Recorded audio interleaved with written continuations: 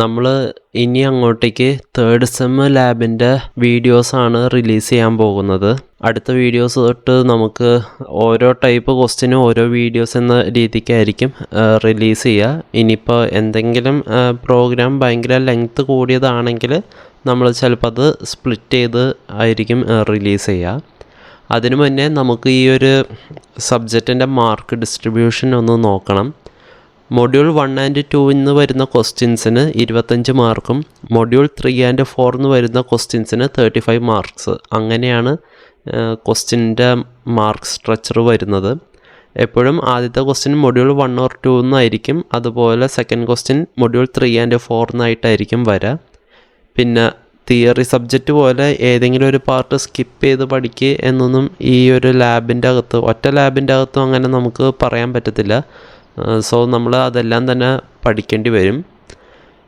പിന്നെ അതുപോലെ മൊഡ്യൂൾ 1, 2, 3, 4 ഈ മൊഡ്യൂൾസിൽ നിന്ന് ചോദിക്കാൻ ചാൻസ് ഉള്ള ക്വസ്റ്റ്യൻസ് ബേസിക് ആയിട്ടുള്ളത് ഞാൻ കമ്പൈൽ ചെയ്ത് വെച്ചിട്ടുണ്ട്.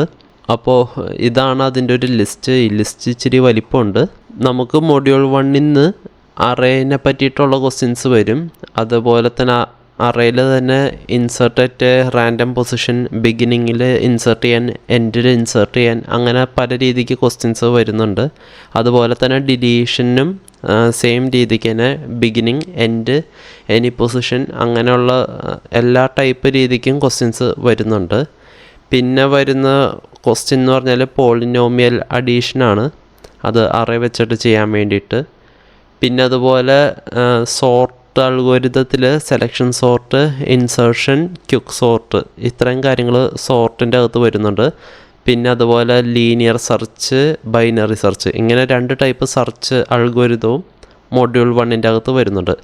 ഫൈനലി മൊഡ്യൂൾ 1ൻ്റെ അകത്ത് വരുന്ന ക്വസ്റ്റ്യൻസ് എന്ന് പറഞ്ഞാൽ സ്പാഴ്സ് മെട്രിക്സിൻ്റെ ക്വസ്റ്റ്യനാണ്. അതൊന്ന് ആ ഒരു സ്പാഴ്സ് ഫോം റെപ്രസെൻ്റ് ചെയ്യാനും വേറൊരെണ്ണം ട്രാൻസ്പോസ് ചെയ്യാനും അഡീഷൻ ചെയ്യാനുമായിട്ടുള്ളൊരു ക്വസ്റ്റ്യനാണ്. അങ്ങനെ മൊഡ്യൂൾ 1 നിന്ന് മാത്രമായിട്ട് ബേസിക്കലി ഒരു 9 ടൈപ്പ് ക്വസ്റ്റ്യൻസെങ്കിലും കോമ്പിനേഷൻ വരുന്നുണ്ട്. ഇതിൽ എന്ത് വേണമെങ്കിലും നിങ്ങൾക്ക് എക്സാമിന് കൈ കിട്ടും. പിന്നെ അതുപോലെ മൊഡ്യൂൾ 2 നോക്കുവാണെങ്കിൽ നമുക്കവിടെ സ്റ്റാക്ക് വരുന്നുണ്ട്, അതേപോലെ ക്യൂ വരുന്നുണ്ട്. പിന്നെ സ്റ്റാക്കിൻ്റെ ആപ്ലിക്കേഷൻ മെത്തേഡിൽ ചോദിക്കുന്ന ക്വസ്റ്റ്യൻസ്, അതായത് ഇൻഫിക്സ് ടു പോസ്റ്റ് ഫിക്സ് കൺവേർഷനും പോസ്റ്റ് ഫിക്സ് ഇവാലുവേഷനും അങ്ങനെ 2 ടൈപ്പ് ക്വസ്റ്റ്യൻസ് സ്റ്റാക്കിൻ്റെ സബിൽ വരുന്നുണ്ട്.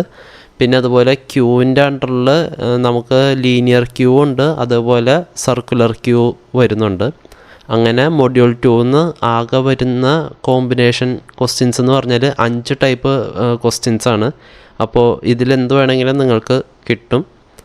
പിന്നെ വരുന്നത് തേർഡ് മൊഡ്യൂളാണ്. തേർഡ് മൊഡ്യൂളിൻ്റെ അകത്ത് മേജറായിട്ട് വരുന്നത് സിംഗിൾ ലിങ്ക്ഡ് ലിസ്റ്റും ഡബിൾ ലിങ്ക്ഡ് ലിസ്റ്റുമാണ്.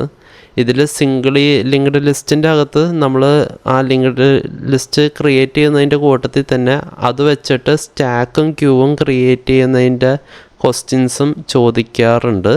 പിന്നെ അതുപോലെ ലിങ്ക്ഡ് ലിസ്റ്റിലുള്ള കോമൺ ഓപ്പറേഷൻസ്, അതായത് insert at random point, beginning, end അങ്ങനെ പല കോമ്പിനേഷൻസ് വരുന്നുണ്ട്.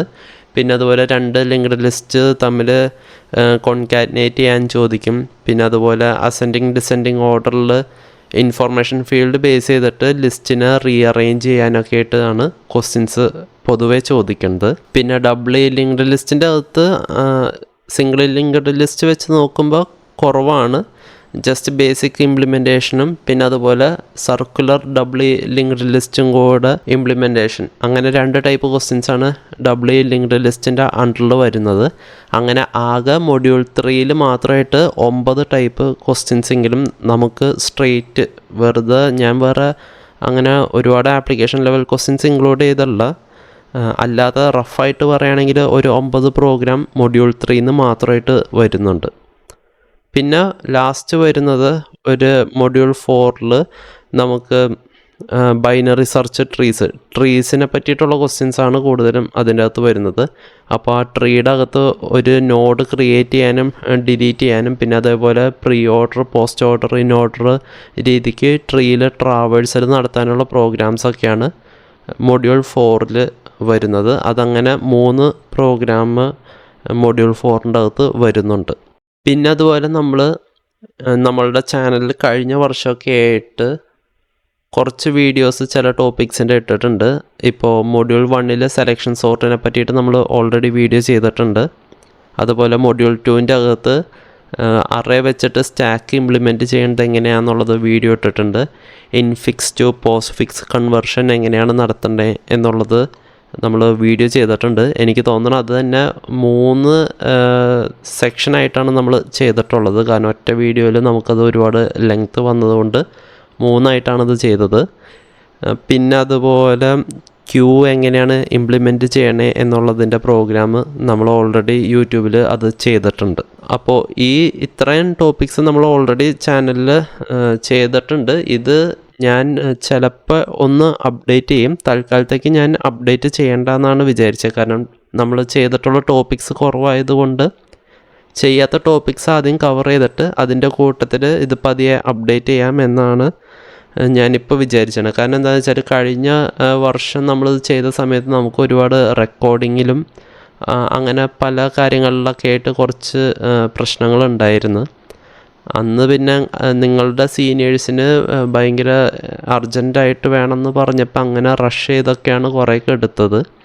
ആക്ച്വലി ഞാനിത് ഫുള്ള് കളഞ്ഞിട്ട് ആദ്യം മുതൽ ചെയ്യാമെന്ന് വിചാരിച്ചു. പക്ഷെ നമുക്ക് ഒരുപാട് ടോപ്പിക്സ് കവർ ചെയ്യാനുള്ളത് കൊണ്ട് ചെയ്യാത്ത ടോപ്പിക്സ് ഫസ്റ്റ് ചെയ്തിട്ട് ലാസ്റ്റ് ഇങ്ങനത്തെ ഓൾറെഡി എടുത്തുന്ന ടോപ്പിക്സ് റെക്കോർഡ് ചെയ്യാമെന്നാണ് ഇപ്പോഴത്തെ പ്ലാൻ.